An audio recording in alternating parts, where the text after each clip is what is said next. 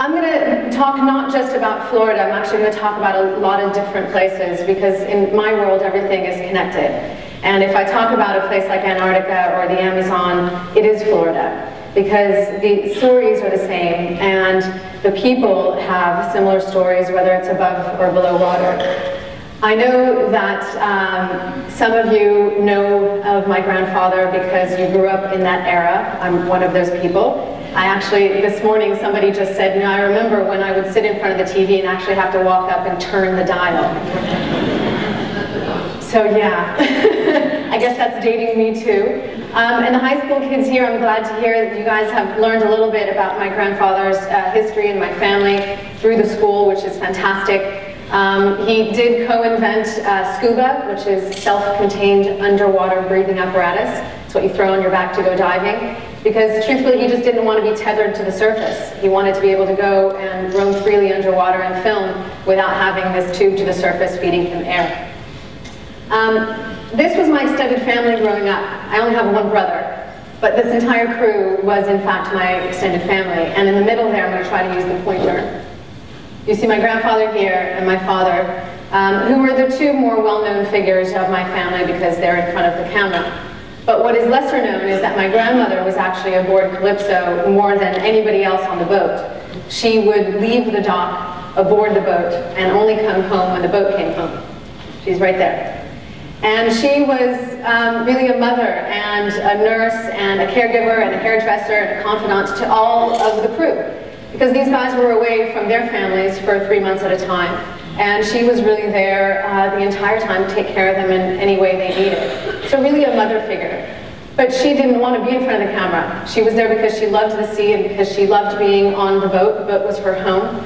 But she did not want to be in the spotlight or share her personal life with the world, so we never saw her. Another person we never saw was my mother. She was an expedition photographer for 13 years, and being a photographer, she was always behind the camera. She's right there. So these two women were real big influences in my life in terms of understanding what a woman can do in the fields in a world which at that time was mostly dominated by men. It still is. We're working on it, bit by bit.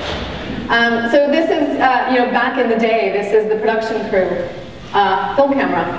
And all of those stories, you bring those back with you and did I miss something? And you look at your own space and you realize, I have that here, and you guys have that here in Florida. Okay, so you don't have a big, you know, ice mat or penguins on it, but you have manatees. You have a beautiful Gulf. You have the Florida Keys. Those are beautiful areas to look at in the same way that people look at what Antarctica is about. And now, we were able to go to an indigenous conference, and it was 6 different indigenous tribes in a reserve called the Vale do Javari in Brazil. Only 5 of them showed up. The 6th was only recently contacted, which means having contact with outsiders. And while we were there, we talked about health issues. And we were just there as a film crew, so we were, again, completely outsiders. But what I learned in this area is that 80% of these people have some form of hepatitis. 80%. It's unacceptable.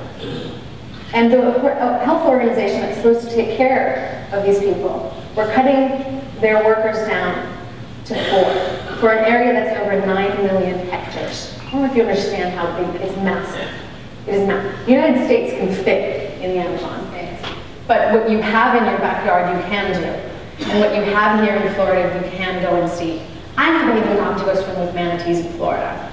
And that is, and it's on my checklist, like whale, sharks, Belize, manatees, Florida. You have it in your backyard. It's really something that you can have access to, and easily, you don't have to dive, you can go swimming. Florida. We're coming back to Florida. I said I'd come back at some point. We did a show called America's Underwater Treasures, also for PBS. And we visited the 13 marine sanctuaries of North America. Now, we did a man-on-the-street questions, and we said, did you know that you have 13 marine sanctuaries in the United States? I didn't know the Marines had sanctuaries. And for the rest of you, the rebreather is essentially you don't put out bubbles. And you can stay underwater for much longer because you're recycling your air. We're very poor oxygen users. We breathe in 21% oxygen, we breathe out 19% oxygen. Seems kind of a waste of breath, but so what we do with a rebreather is you breathe it back into your system. You have something that looks like kitty litter, It filters the bad things out, filters the oxygen back in, and then you breathe again. You don't want to make bubbles when you have male humpback whales courting females, because humpback males use bubbles as a form of aggression. So if little diver and big whale confront and you make bubbles, it might not be the best of ideas.